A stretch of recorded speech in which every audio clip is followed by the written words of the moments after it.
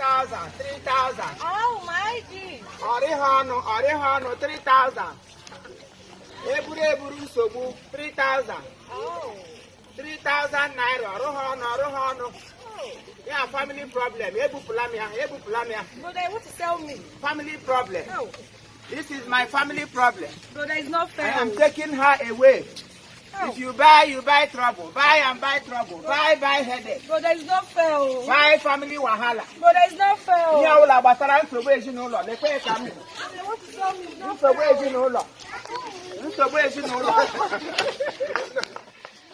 What have Nazar done for me?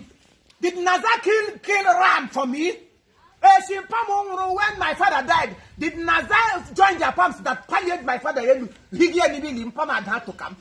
God, did Nazar join the Umunolo? People where they say now them come dig grave. Here Jimando Umunolo, go la how green you take. In the Ricam on your Mabruni Megadora.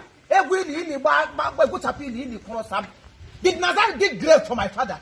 Why would I go and apologize to Nazar? Who is she? Nazar went at the bath where we say fly, they follow her all over.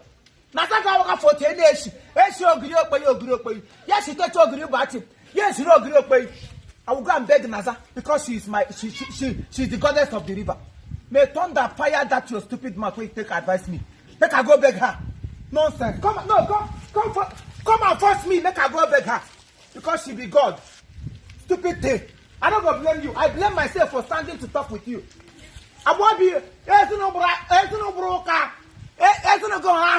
sleeping face. Even a grade and you open your mouth to talk nonsense. Somebody like me, that I am dreaming big. That your boyfriend will be Ojuku.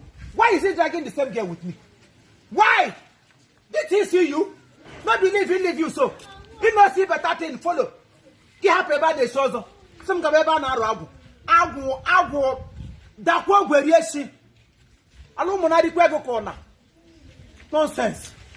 I will not blame you. Because you see me in this village. Very soon I'm about to go to film. By the time my papers will be ready, I will vanish.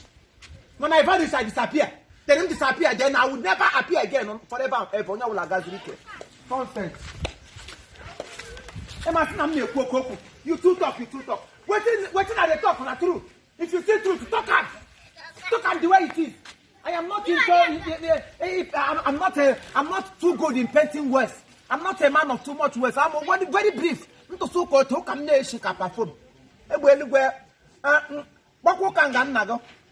Nonsense.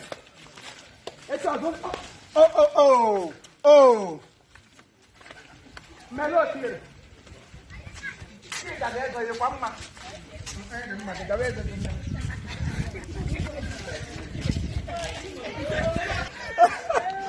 Follow me, I tell you, Sabi. Laugh the good guy. Hey, he said I'm not caught. I go talk 1 hour.